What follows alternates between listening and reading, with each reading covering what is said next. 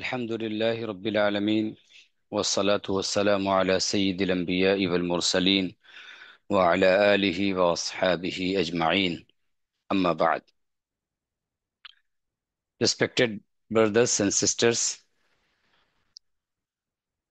today we are going to discuss a very important topic, that is parenting in Islam, with a special perspective to non-Muslim countries. Parenting is one of the greatest responsibilities given to us by Allah subhanahu wa ta'ala and His Prophet Muhammad sallallahu ta'ala alayhi wasallam.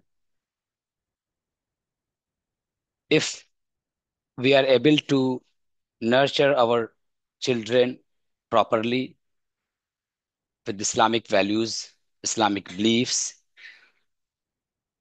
then we are successful in performing our duties.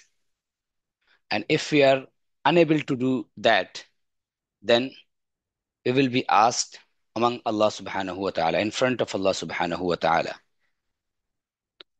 That's why, first of all, we have to recognize the amana of children, the trust of children. We have to feel that children are gifts from Allah subhanahu wa ta'ala, and they have been given to us as amana, as trust. So we have to take care of them. We have to nurture properly with Islamic values. Our Prophet Muhammad sallallahu ta'ala alayhi wasallam said in his holy words, "Kullukum ra'in wa kullukum mas'ulun an ra'iyatihi, wal amiru ra'in, wal rajulu ra'in ala ahli baytihi, wal mar'atu ra'iyatun ala bayti zawjiha wa waladihi, fa kullukum ra'in wa kullukum mas'ulun an ra'iyatihi." It means each of you is a shepherd, and each of you is responsible for his flock. The leader of the people is guardian and is responsible for his subjects. A man is the guardian of his family, and he is responsible for them. That's why we are responsible for better upbringing of our children. This hadith reminds us that children are an amana. They have been given as amana from Allah subhanahu wa ta'ala, and raising them with right values is our duty, and regardless of their societal influences around us, we have to pay attention towards their good training, moral training, spiritual training, and training with values. That's why, first of all, we have to discuss what should we do as a parent with our children. Then after that, we will discuss how to nurture our children, how to train them spiritually, morally, and in character. First of all, we have to instill faith, iman, tawheed, and Islamic identity in their hearts. Allah subhanahu wa ta'ala has mentioned in the Holy Quran the story of Hazrat Luqman alayhi salam. Hazrat Luqman was a pious person. He was not a prophet, according to majority of scholars, but he was a pious person. And Allah subhanahu wa ta'ala has quoted his instructions to his son. Allah subhanahu wa ta'ala said in the Holy Quran, وَإِذْ قَالَ لُقْمَانُ لِابْنِهِ وَهُوَ يَعِظُهُ يَا بُنَيَّ لَا تُشْرِكْ بِاللَّهِ. O the Prophet, remember the time when Luqman said to his son, while instructing his son, O my son, do not associate anything with Allah subhanahu wa ta'ala. Indeed, association with Allah subhanahu wa ta'ala is a great injustice. So, while instructing Hazrat Luqman, first of all, he instilled the faith, the iman in the heart of his son, and he emphasized on tawheed. After that, he emphasized on the belief in the sifat, in attributes of Allah subhanahu wa ta'ala. And he said, يا بني إنها إن تك مثقال حبة من خردل فتكن في صخرة أو في السماوات أو في الأرض يأتي بها الله إن الله لطيف خبير. O my son, he instructed his son that you should believe, you should have belief that nothing is out of the knowledge of Allah subhanahu wa ta'ala. Even it is very small thing. Allah subhanahu wa ta'ala knows everything in detail. Nothing is out of his knowledge. So you have to believe that Allah subhanahu wa ta'ala is all knowing. So in second step, he emphasized on the belief in the attributes of Allah subhanahu wa ta'ala. After that, he emphasized on the mandatory prayers and said in third step, Ya bunayya aqimis salatan. O the son, aqimis salah, establish salah. Wa'mur bil ma'roof, and preach the commandments of Allah, which is very clear. Wanha anil munkar, and forbid the people,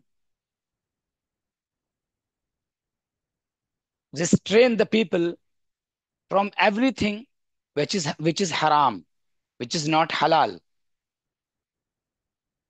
Wasbir ala ma asabak, and have patience regarding what you receive from Allah subhanahu wa ta'ala in the form of casualties, problems, and difficulties. After that, he focused on moral values, akhlaqiyat, moral training. He said, وَلَا تُصَعِّرْ خَدَّكَ لِلنَّاسِ وَلَا تَمْشِ فِي الْأَرْضِ مَرْحًا. O my son, don't turn away your face while speaking to the people. You have to speak, you have to talk to the people properly, not arrogantly. وَلَا تَمْشِ فِي الْأَرْضِ مَرْحًا, and do not walk on the earth as if you are arrogant. إِنَّ اللَّهَ لَا يُحِبُّ كُلَّ مُخْتَالٍ فَخُورٍ. Allah subhanahu wa ta'ala did not like the person who is arrogant. وَقْصِدْ فِي مَشْيِكَ, and be moderate in your walking.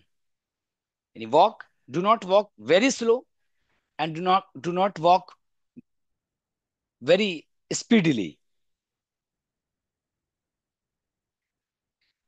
وَغْضُضْ مِنْ صَوْتِكَ, and lower your voice while speaking to the people. You should not shout. You should not increase your volume of voice without any purpose. إِنَّ أَنْكَرَ الْأَصْوَاتِ لَصَوْتُ الْحَمِيرِ.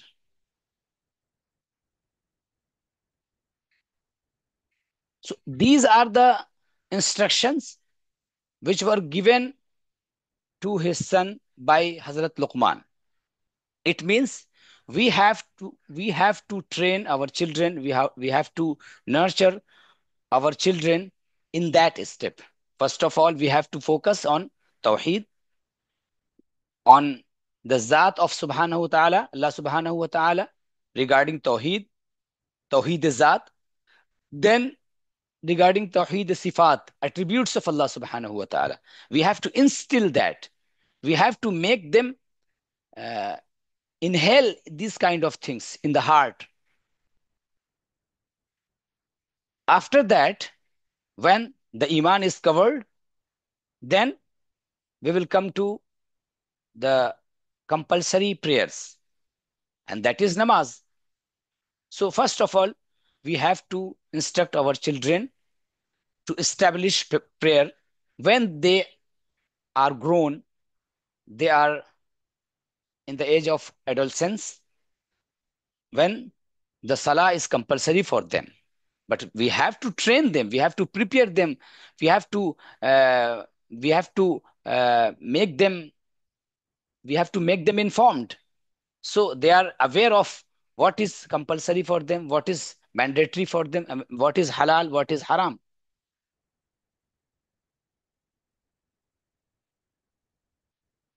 And after that, we have to instill in the heart of our children that we should make our society also a beautiful society that is based on spiritual values, moral training, moral ethical values. We have to teach them that we should work for the betterment of our society also. It is not enough that we are themselves good human beings. It is not enough. It is good, but not good enough.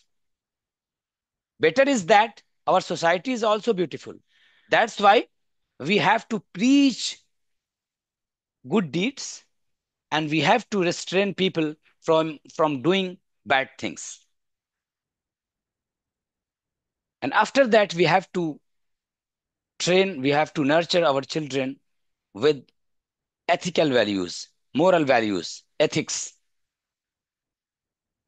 And that is in the Holy Quran, Allah subhanahu wa ta'ala only has quoted the humbleness, that we should teach our children humbleness, because this is the source of every khair, every noble act. If we are humble, if we are mutawadi', we are soft spoken, our approach is soft, we are soft hearted towards the people, then it is the source of every noble thing. That's why Allah subhanahu wa ta'ala quoted the humbleness and condemned the arrogance. Arrogance is the source of every bad thing, because arrogance is the source of hasad, jealousy.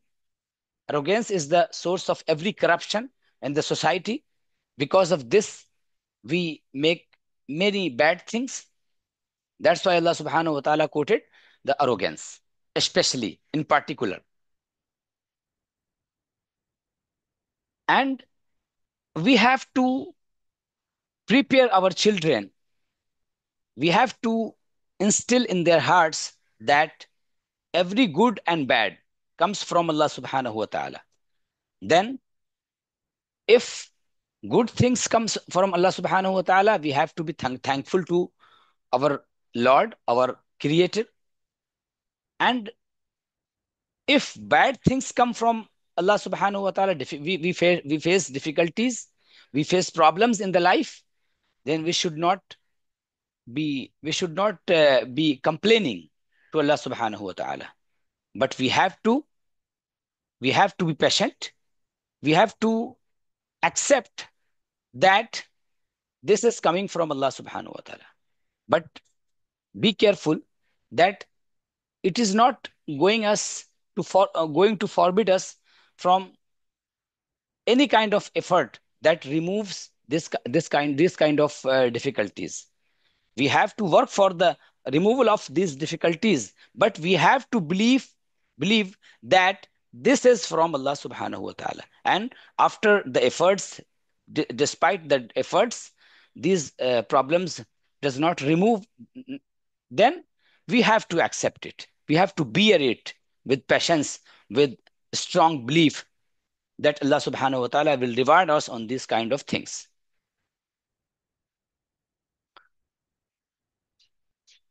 So what should be the step?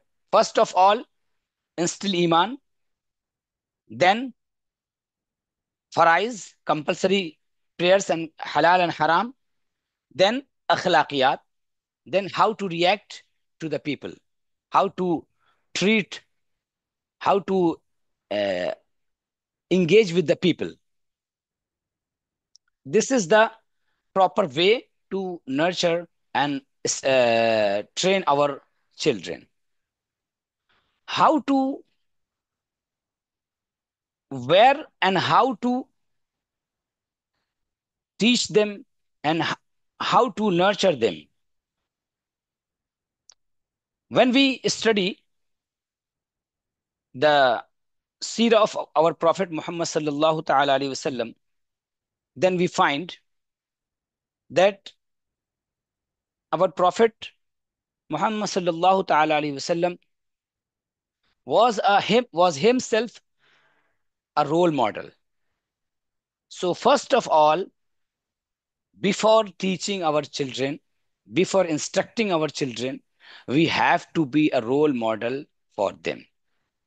We have to be like what we want to be, we want our children to be. This is the first step. If we want that our children are establishing prayers, then we have to establish prayers. If we want that our children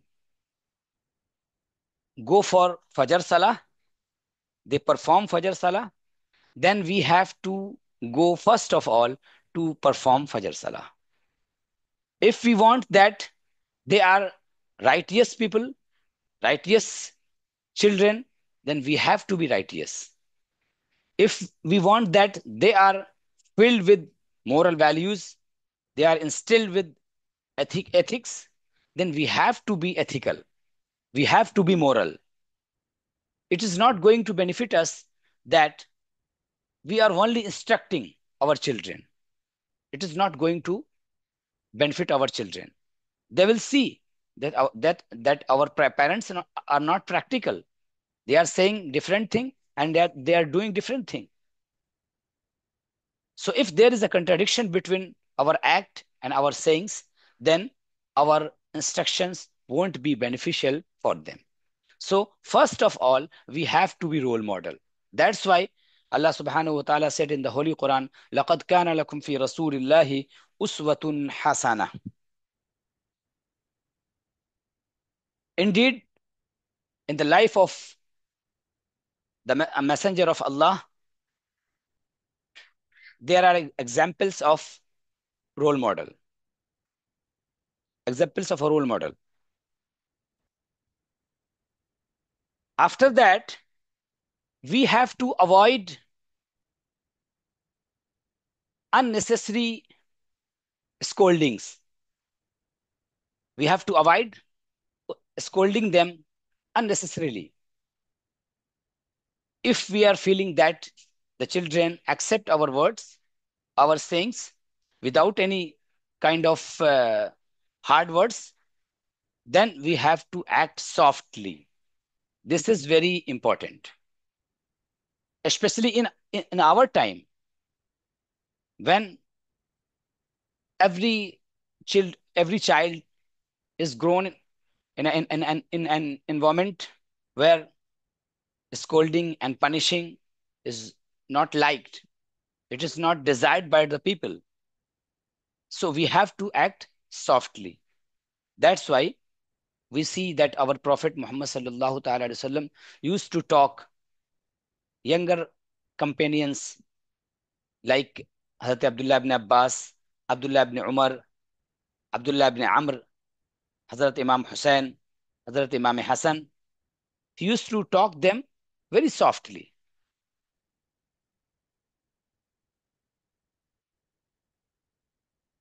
Third thing is we have to choose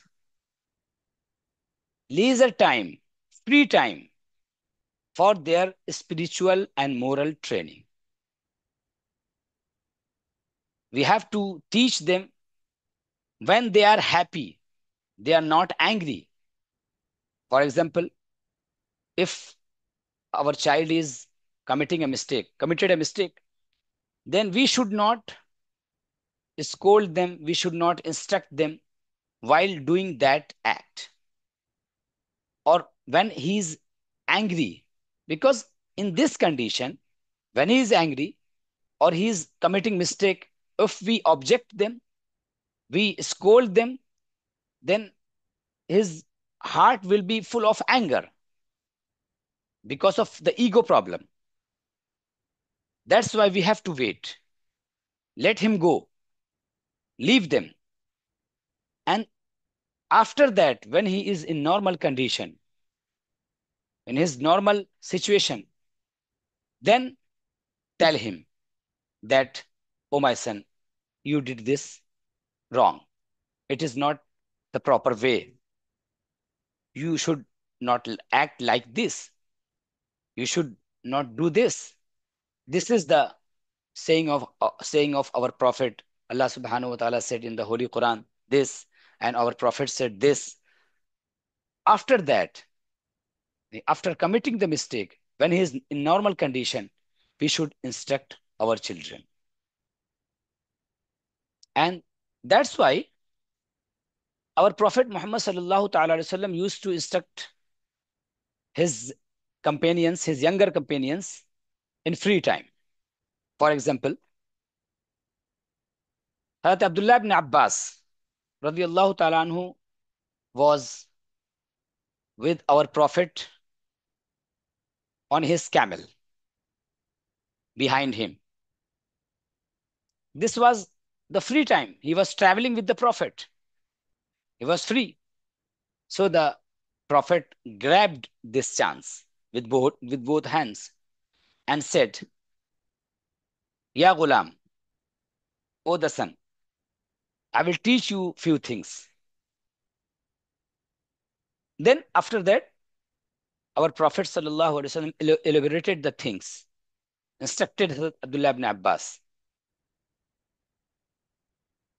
There are many examples in the seerah of our Prophet that our Prophet sallallahu ta'ala alaihi wasallam chose free time for instructing their companions. And there is another hadith that our Prophet sallallahu ta'ala alaihi wasallam found a child who was eating with our Prophet. He found that he is eating with his left hand. So the Prophet did not scold him. Why are you doing that? He said very softly,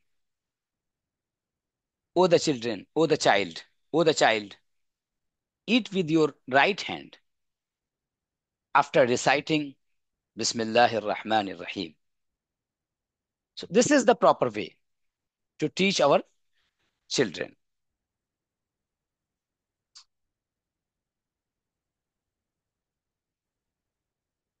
We have to give them gifts also. This is also a very effective way of teaching and instructing the children. Because if we are coming with gifts, giving them that gifts, and while giving the gift, If we want to teach them, we may teach. And he will accept pleasantly, happily. There will be no problem because you are giving the gift. He is very happy in that time. So teaching in the happy time is very beneficial and is very powerful. Especially in non-Muslim countries where the society is very different, culture is very different. This responsibility is very crucial for us. We have to manage between their integrity, their engagement with with his friends, with the culture of that country, culture of that society, and with the values of Islam. We should not scold them. We should not say to avoid e- all kind of cultural things. Different countries has different culture. Different society has different values. So if we see that this culture, these values are not against Islam, then we should not scold them for that.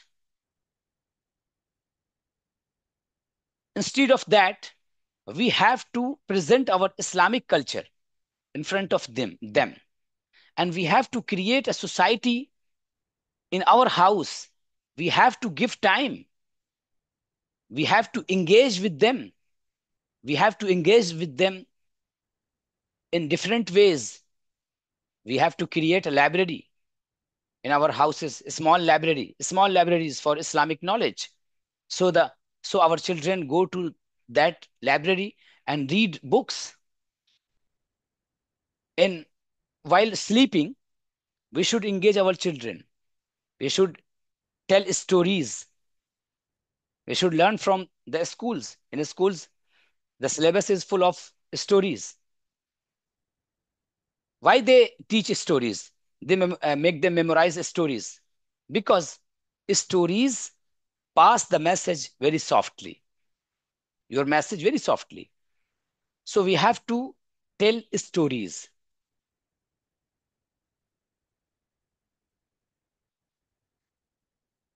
We have to tell stories. We have to engage with them. We have to discuss the topics. We have to encourage their questions. We should not avoid that. We should uh, provide them tuition, tuition of Islamic teachings if the scholar is available. And if scholars is not available, then we have to be the scholar. We have to learn from the scholars, then pass the message to them. This is our duty. So if we do that, inshallah subhanahu wa ta'ala, we will be able to nurture our children properly, and we have to perform our responsibility with perfection, inshallah. I pray to Allah subhanahu wa ta'ala that He guides us towards the righteous path and make our children and ourselves also noble men, noble human being, and we are successful here and hereafter also. Amin. Ya Rabbal Alameen.